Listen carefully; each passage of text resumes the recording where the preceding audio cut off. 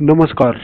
माननीय राष्ट्रीय अध्यक्ष अखिलेश यादव जी का लोकसभा में शानदार भाषण। उन्होंने कहा कि पिछड़ों ने ही आपकी सरकार बनाई है, वो अगर आपके पीछे से हट जाए तो आप कहीं के नहीं रहेंगे। और उन्होंने ये भी कहा कि अगली सरकार उत्तर प्रदेश में समाजवादियों की बनने जा रही है। मैं सबसे पहले जितने भी मानव, जितने भी राजनेता, जितने भी पॉलिटिकल पार्टी जिन्होंने सामाजिक लड़ाई को आगे बढ़ाया, मैं उनका धन्यवाद देता हूं और आभार प्रकट करता हूं। आज मैं कुछ देर पहले तमिलनाडु के नेता, बहुत ही सीनियर नेता TR बालू जी का मैं भाषण सुन रहा था। उन्होंने संघर्ष और किस तरीके से पुराने राजनेताओं ने, जो इस समाज में सबसे पीछे हैं, सबसे दबे लोग हैं, जो हजारों साल अपमानित हुए, उनके संघर्ष और उनको कैसे सम्मान और हक मिल सके, उसकी कैसे लड़ाई लड़ी गई। मैं कई माननीय सदस्यों का भाषण सुना। हमारे बगल में बैठी हैं सुप्रिया सुले जी, उनका भी मैंने भाषण सुना।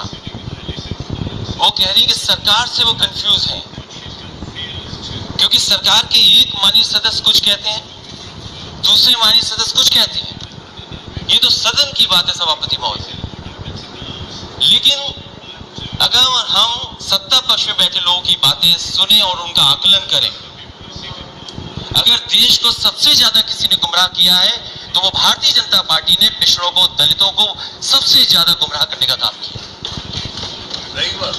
और सभापति महोदय, नीयत साफ हो तब हम उम्मीद करेंगे कि आरक्षण बचेगा। हम तो सरकार चलती देख रहे हैं उत्तर प्रदेश में। क्या सरकार वो भारतीय जनता पार्टी की नहीं है? क्या वो भारतीय जनता पार्टी के विचारधारा के लोग नहीं है? जहां तक आज कॉन्स्टिट्यूशनल अमेंडमेंट बिल की बात है, मैं दो बातें बिल्कुल साफ कहना चाहता हूं। हम सब स्वीकार कर रहे हैं, सदन के जितने भी सदस्य हैं, ये भी अच्छा है कि स्टेट्स को मौका मिल रहा है, वो अपने आप फैसला ले सकते हैं किन जातियों को ओबीसी में शामिल करना है। लेकिन क्या एक ही जगह पर जब तक आप 50% की कैप नहीं बढ़ाएंगे तो क्या ओबीसी को पूरा आरक्षण मिल जाएगा? आप एक ही कमरे में न जाने कितने लोगों को बैठाना चाहते हैं। आप कहते हैं इसी सदन में, क्योंकि ये लोकसभा छोटी पड़ रही है, हमें एक सेंट्रल विस्ता बनाना पड़ेगा, क्योंकि बड़ा सदन बनाना है, हमें सब आराम से बैठ सके। तो आप अपनी सहूलियत के लिए तो बना रहे हैं सेंट्रल विस्ता, लेकिन आरक्षण जो सबसे मूल भावना रही मंडल कमीशन की, उससे खिलवाड़ कर रहे हैं। कौन नहीं चाहता जाति जनगणना हो? माननीय सभापति महोदय, हमसे बेहतर किसी ने नहीं देखा होगा कि जातियों में नफरत अगर कोई फैलाता है तो ये भारतीय जनता पार्टी के लोग जो नफरत फैलाते हैं। मुझे याद है चुनाव मत भूलिए, इन्होंने चेहरे आगे किए,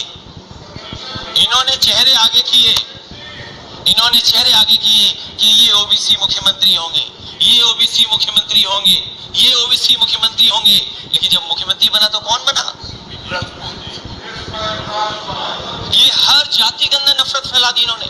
इसलिए हमारी मांग है सभापति महोदय, जब इतना कॉन्स्टिट्यूशनल अमेंडमेंट बिल लाया गया है, तो जो सबसे पुरानी मांग रही है कि सब जातियों को गिन लिया जाए। आज भारत में सबसे बड़ा मुश्किल काम यह है कि हर जाति ये समझती है कि मैं आबादी में ज्यादा हूं। हर जाति को एक दूसरे से कंफ्यूजन पैदा किया हुआ है कि आप ज्यादा है जाति में, आपका हक छिन रहा है, आपको जो हक मिलना चाहिए वो नहीं मिल रहा है। तो सभापति मेरी मांग है, इस समय जब इतना बड़ा फैसला सरकार ले रही है और जब इनकी सरकारी पिछड़ों ने बनवाई है, तो जाति के आधार पर जो कास्ट सेंसस है, उसके जो आंकड़े हैं, कम से कम जारी होने चाहिए, क्योंकि सरकार ने हजारों करोड़ रुपए खर्च किया है। ये हमारे समाज की सच्चाई है कि जाति की सीमा के अंदर ही हम रहकर के काम करते हैं और सीमा से बाहर नहीं निकल सकते। इसलिए जो सबसे बड़ी मांग हमारी है, एक तो आरक्षण की कैप बढ़ाई जाए, 50% से ऊपर किया जाए। वो सरकार स्वीकार करेगी कि नहीं करेगी? वहां के माननीय सदस्य जो पिछड़े और दलित बैठे हैं, वो शायद इस बात को मानते होंगे कि आरक्षण बढ़ना चाहिए। लेकिन अगर एक को पद मिल जाए, एक मंत्री बन जाए, 2 मंत्री बन जाए, शायद उससे पिछड़ों का भला नहीं होने वाला। भला तब होगा जब हम इस 50% की सीमा को और आगे बढ़ा दे, तब जाकर के हमें पिछड़ों का भला होगा। मंत्री बनने से भला नहीं होने जा रहा है।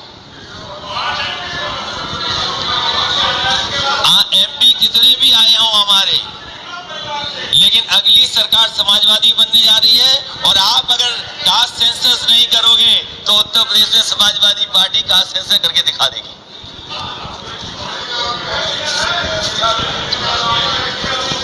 और वो नारा जो सोशलिस्टों ने दिया सभापति महोदय, क्योंकि जब 50% से आगे की बात मैं कह रहा हूं तो वो नारा हमें याद करना चाहिए। सोशलिस्ट लीडर ने दिया कि सोशलिस्टों ने बांधी गांठ, पिछड़े पावे 100 में 60। और ये सरकार न भूले, आपको पिछड़ों ने ही मौका दिया यहाँ बैठने का। जिस दिन पिछड़े हट जाएंगे और दलित हट जाएंगे, आपका पता नहीं लगेगा कि आप कहां पर हो। इसलिए सभापति महोदय, हमारी 2 ही मांगे हैं कम समय में। एक तो सीमा बढ़ाई जाए और दूसरा ओबीसी के कास्ट सेंसस के जो आंकड़े वो जारी किए हैं। बहुत बहुत धन्यवाद आपका। धन्यवाद। सुरेश।